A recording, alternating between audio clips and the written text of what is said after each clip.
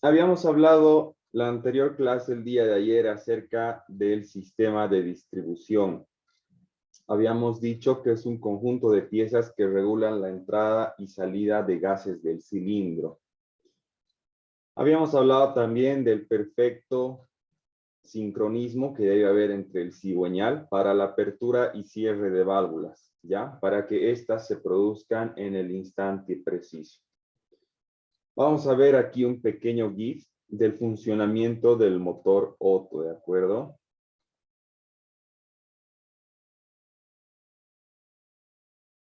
Entonces, básicamente, estamos viendo en pantalla el motor Otto en movimiento. Podemos observar el movimiento del cigüeñal que transmite el movimiento a las bielas. Estas, a su vez, transmiten el movimiento al pistón. Si nos vamos más arriba, tenemos tanto las válvulas de admisión como las válvulas de escape, ¿de acuerdo? Tenemos luego los resortes, luego tenemos los platos y en esta parte, bueno, ya tendríamos lo que son los casquillos y finalmente los taqués. En la parte superior vamos a observar a los árboles de levas. Aquí tenemos dos árboles de levas. Ayer estábamos hablando de un nombre. ¿Quién me puede dar ese nombre? ¿Cómo se llama este sistema? Twin cam. Exactamente. Estos son los motores Twin Cam o motores DOHC, motores DOC, ¿de acuerdo? Por otro lado, en la parte de adelante podemos observar cuál es el mecanismo de transmisión. Este es una correa dentada, que como pueden observar está perfectamente sincronizada con los engranajes, tanto del cigüeñal como los de los árboles de levas y los árboles de levas de admisión y de escape, ¿de acuerdo? Por otro lado, acá podemos observar lo que podría ser un guiador o un tesador. Bien, luego tenemos acá el ciclo Otto. Podemos observar en la imagen de la izquierda el movimiento del pistón, del cigüeñal y del resto de los elementos. ¿Quién me puede decir cuáles son los 4 tiempos?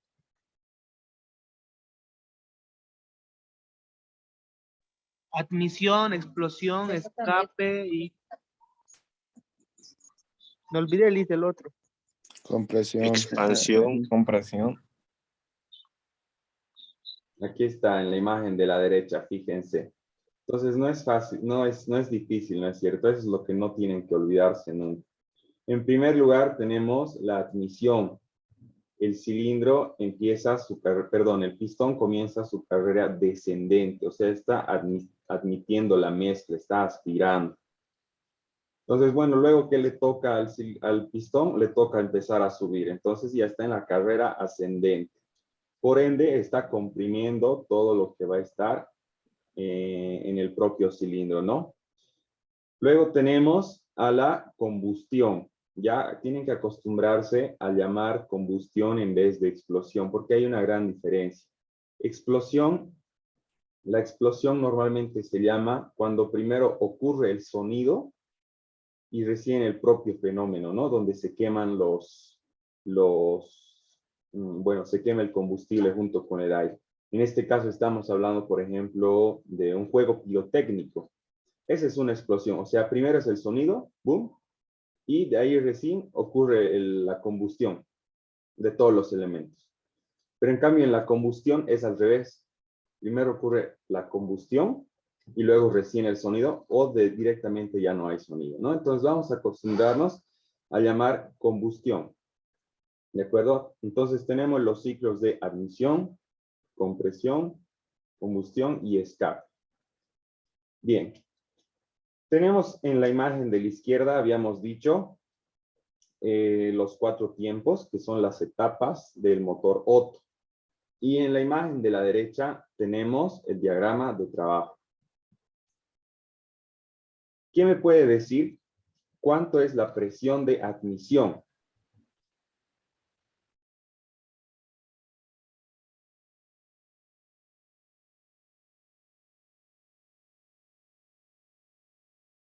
¿Nadie? A ver, vamos a comenzar con las participaciones. José Andrés Ríos, ¿tienes una idea de cuánto es la presión de admisión?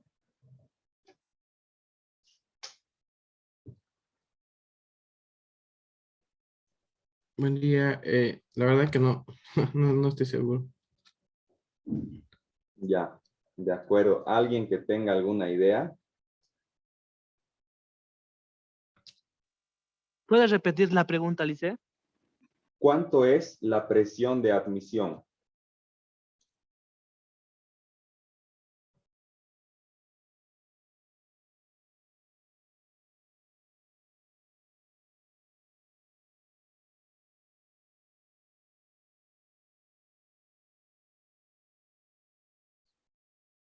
Ya, a ver, para hacerlo más fácil, vamos a trazarnos una línea base.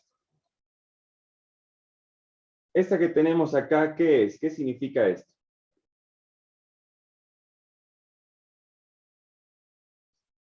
Esta es la presión atmosférica.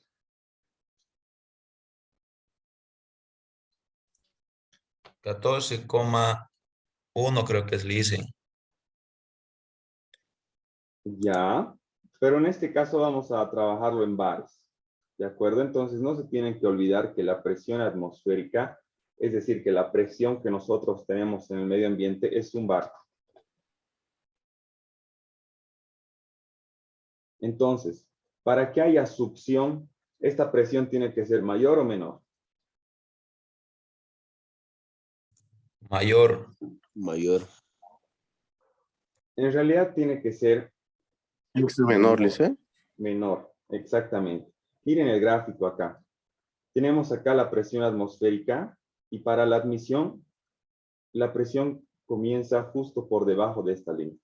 ¿De acuerdo? Porque necesitamos ingresar una mezcla de aire combustible. O sea, el motor es lo que hace. ¿De acuerdo? Entonces hay una presión negativa. ¿Ya?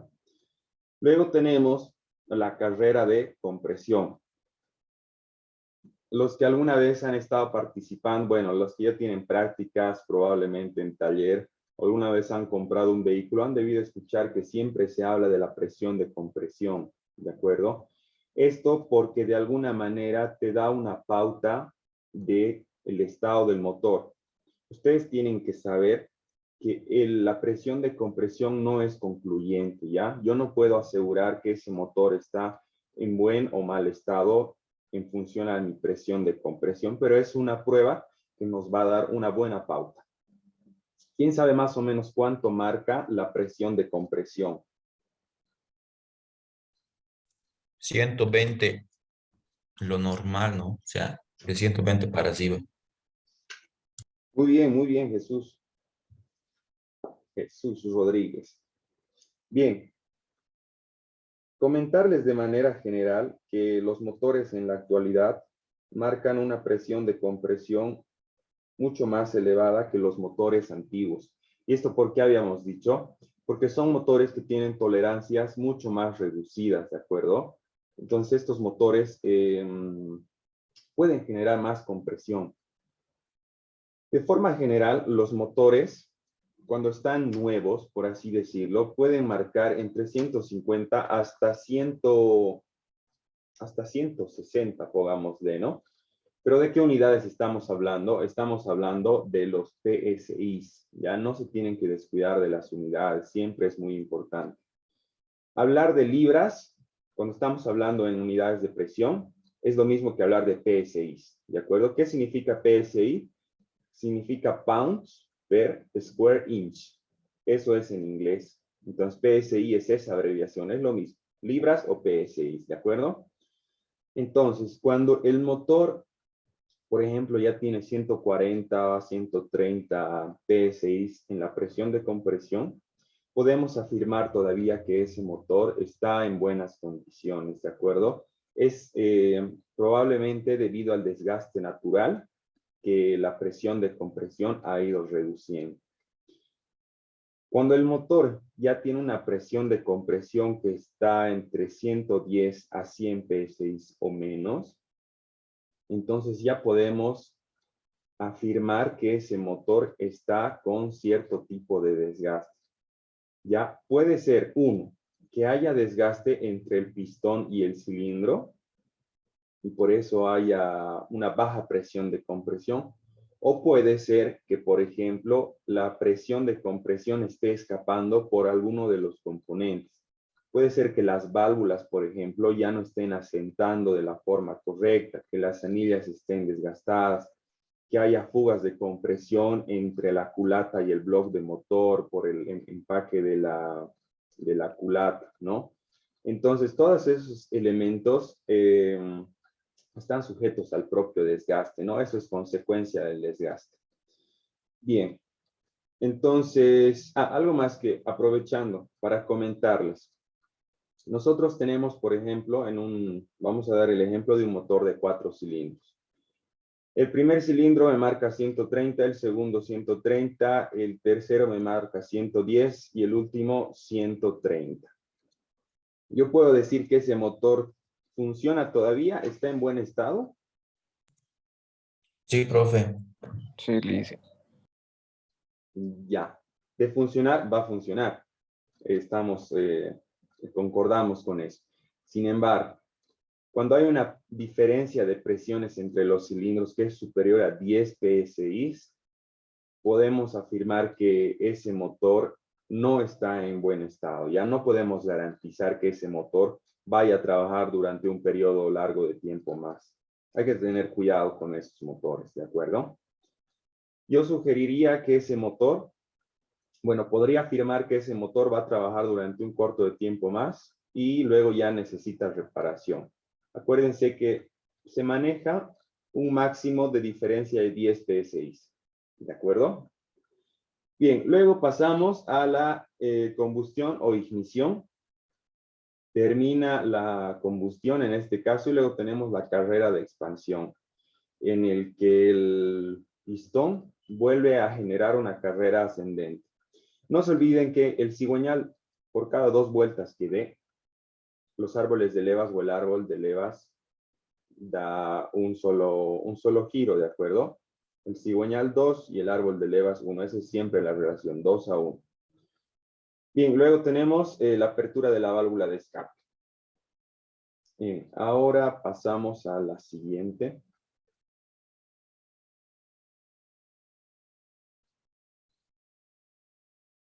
Ahora tenemos el diagrama de mando ideal. Esto también ya lo han debido ver con el profesor Angelo. Podemos ver acá la representación de los 4 tiempos, ¿de acuerdo?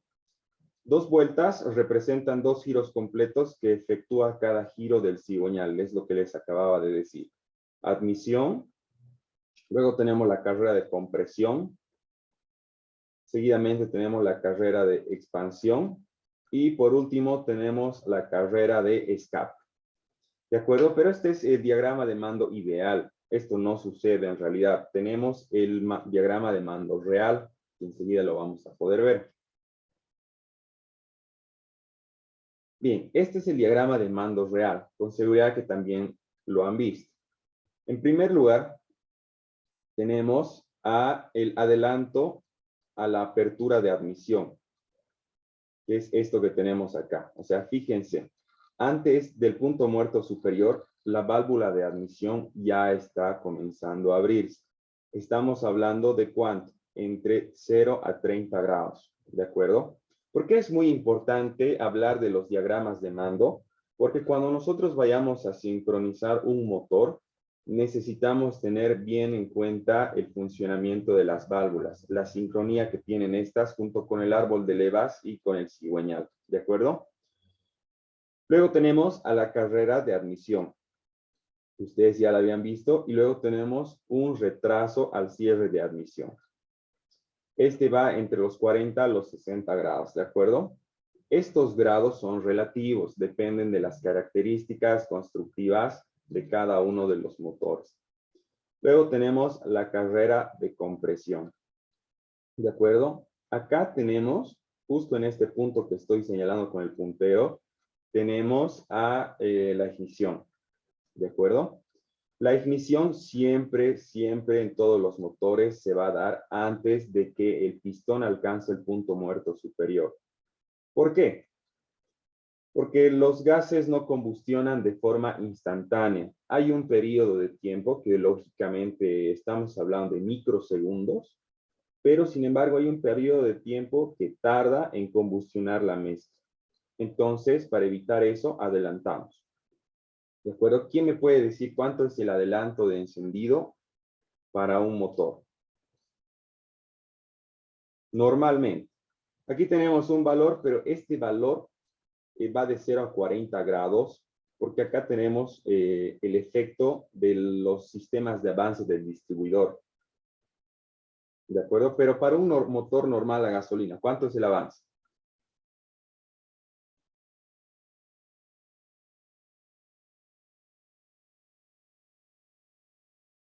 A ver, Denis Arias, ¿está presente? Buenos días, profe. ¿Cómo estás, Denis? Buen día. ¿Tienes alguna idea de cuántos grados se le da a un motor a gasolina? No sabría decirle, profe, no tengo conocimiento de esa parte. Ya, no te preocupes. ¿Alguien que tenga alguna idea?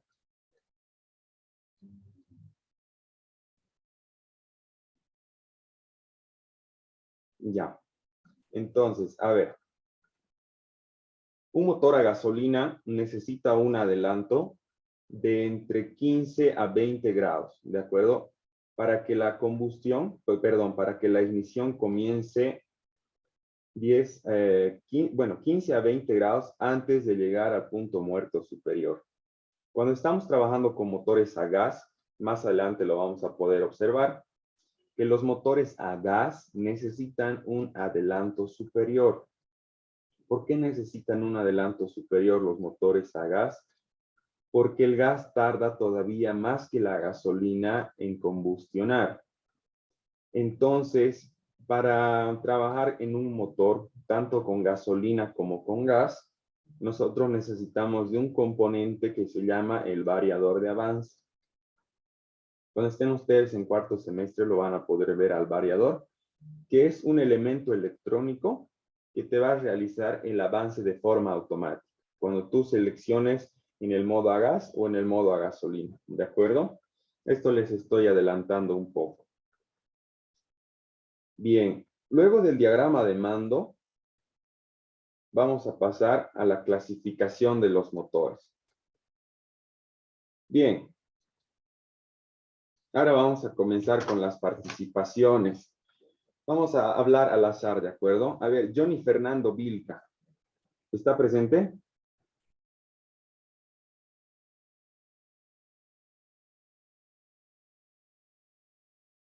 Bien, creo que no está. Alex Fernández, ¿está presente? Sí, Lice, dígame. ¿Cómo estás, Alex? Buen día. Buenos Alex, días, Lice. ¿qué tipo de... estamos hablando de la clasificación de los motores de acuerdo a la disposición de los cilindros. ¿Cómo llamamos al primer cuadro? Motor en línea. Excelente, es un motor en línea. ¿Qué vehículo, por ejemplo, lleva este motor? ¿Es línea? ¿Motorizado? Sí. Ah, ¿Cuál es línea de qué? Listo. Ah, el primerito. Sí. Ah, había tres numeritos. Esto no me acuerdo si es rotativo. Sandy, tu micrófono. Muchas cosas se escuchan, Lice. Ya apaguen sus Sandy, micrófonos, Sandy. por favor. Esto se está poniendo muy comprometedor. Ya, a ver, deme un auto. ¿Quién me puede dar un auto cualquiera que lleve un motor en línea? El El Volvo. Sí, la Celica. mayoría en Bolivia, profe, los Toyota El Corolla. Volvo, la mayoría. En Volvo, esos Excelente, latas. excelente. Me agrada que tengan una idea clara. El Corolla, por ejemplo. Sí. Corolla tiene un motor 4 en línea. El no, Lice. El Noah.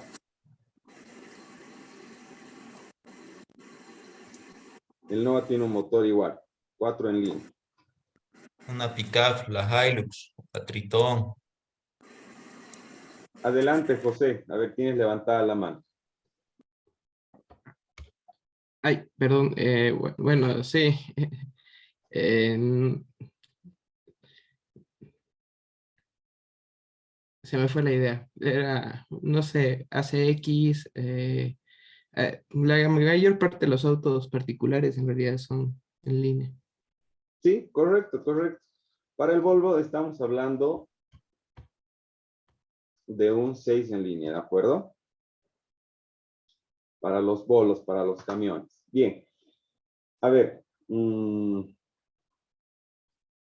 más tenemos por acá? Jesús Medina, ¿está presente?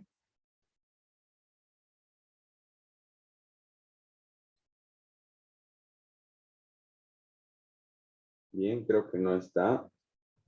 John Celso Quispe. Presente. Buen día, John. John, tenemos un cuadro que está justo por debajo del motor en línea. ¿Cómo llamamos a Motor este en motor? B. Excelente, motor en B. ¿Qué vehículos pueden llevar estos motores? Uno de carrera, no sé con Un poderosísimo motor americano, profe. El Nissan Mustang. Frontier, No, el ICE 6 Ford en B. Ranger. Nissan Titan Nissan igual Frontier, lleva. ICE 6 en B. Exacto, exacto. Los motores en Un B Fórmula 1 normalmente son motor de los vehículos americanos.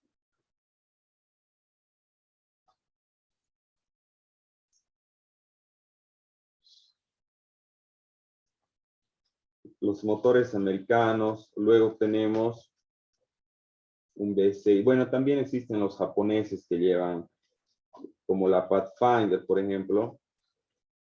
Las Nissan antiguas, Titan ¿no? igual. Después Espera, tenemos profe. Fórmula El 1. Toyota Tacoma igual Nissan dice. Frontier, le dice. Tacoma, exactamente. Toyota Tundra, profe. Él dice la Tacoma, ¿no es Toyota? Claro, pero lleva Claro, motor Toyota, 6 sí, igual que la Tundra. Luego tenemos, por ejemplo, ahorita se me ha ido el nombre. Tenemos a los Camaros. Hay Mustang. Mustangs también. Challenger. Mustangs V6 también. Challenger. Bueno, y unas infinidad de motores, ¿ya? Luego, a ver, Luis Ricardo Cachi, ¿está presente?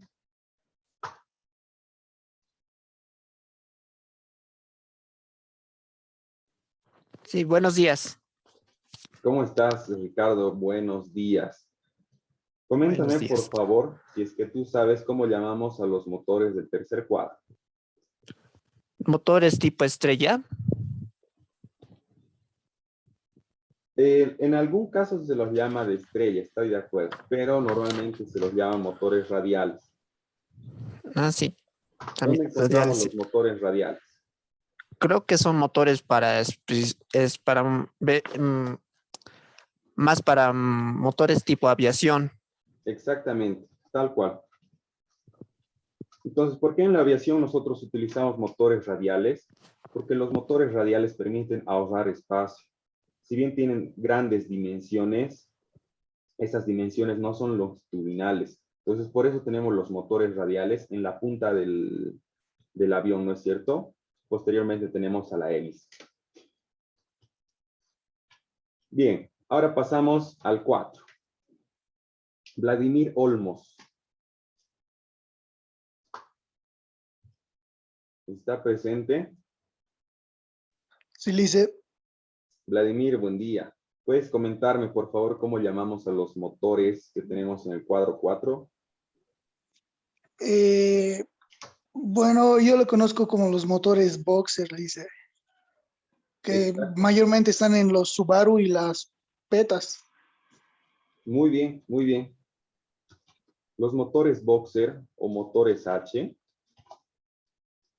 los tenemos en los Subarus, tenemos en los Volkswagen, bien sea Combi, Variant, Petas, Karmans, etcétera, ¿no? ¿Dónde más tenemos? En los Porsche. exactamente en los Porsche. Luego tenemos... Toyotas. ¿Perdón? En los Toyotas, profe. ¿En qué Toyota? En el GTR 86, si no me equivoco. El que colabora con Subaru, el mismo, igualito a el BRZ en Toyota. Exactamente, En BMW exactamente. igual. Este motor lo fabrica Subaru, ¿de acuerdo? Pero de todas formas lo vamos a poner porque al final el vehículo es una marca Toyota. Y, BMW. exacto, las motos BMW. Han debido ver las motos de viaje, ¿no es cierto? Sí, lice. Sí. Ya. Bien, estos son los motores box. Luego tenemos al número 5. ¿Quién me puede decir? Este no es, profe, el BR. O si no fuera el BR, es el W. No, no, este no. Motores de 2 tiempos. Exactamente, es un motor de 2 tiempos. Como pueden observar, tenemos a las lumbreras, pero también este es un motor de cilindros en paralelo, ¿ya? Este tipo de motores lo vamos a ver generalmente en las motocicletas, ¿de acuerdo? En las motocicletas que, por ejemplo, van desde los 2. Lice, pero también eso hay en los autos. Sí, sí, de acuerdo, también hay en los autos, también hay en los autos. Pero para el caso que tenemos acá, donde estamos viendo solamente 2 cilindros, esto normalmente se utiliza en las motocicletas. Por ejemplo, las Honda CBs, las que son las CB500. Luego tenemos la Honda Rebel, si no me equivoco, tiene también 2 cilindros en paralelo. Vamos a dejarlo acá simplemente como motocicletas.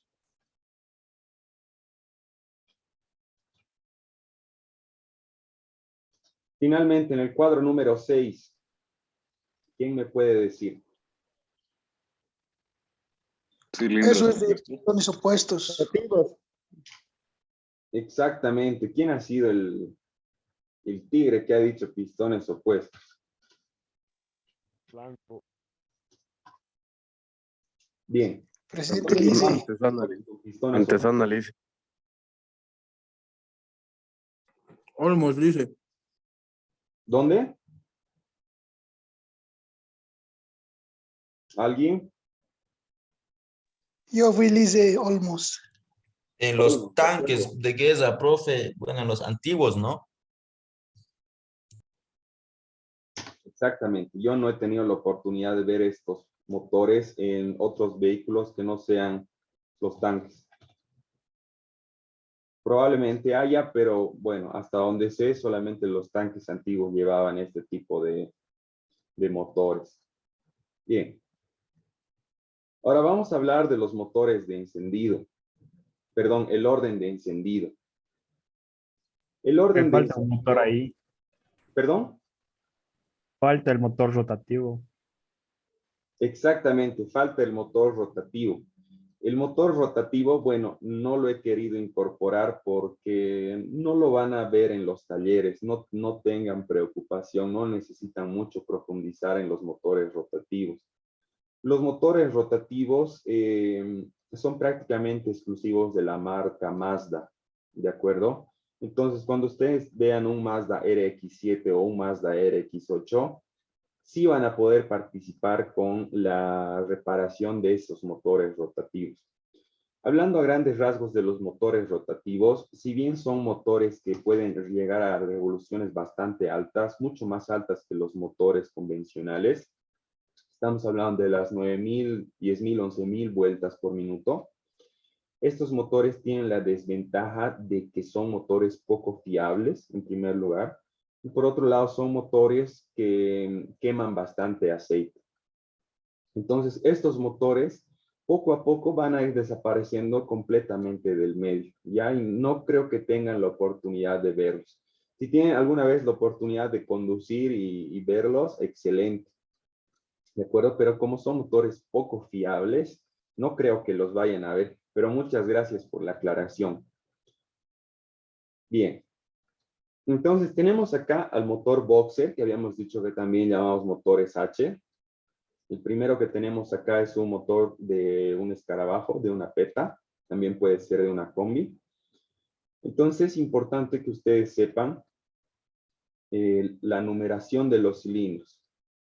¿De acuerdo? Esto para poder, en este caso, hacer una reparación de bujías. Cuando ustedes vayan a desconectar el distribuidor, tienen que saber cuál es mi cilindro número 1, mi número 2, el número 3 y el número 4. Entonces, tenemos acá. Este va a ser el frente del vehículo y acá tenemos la polea. Luego tenemos el cilindro número 1, 2, 3, 4. Y en esta parte les voy a mostrar cuál es el orden de encendido.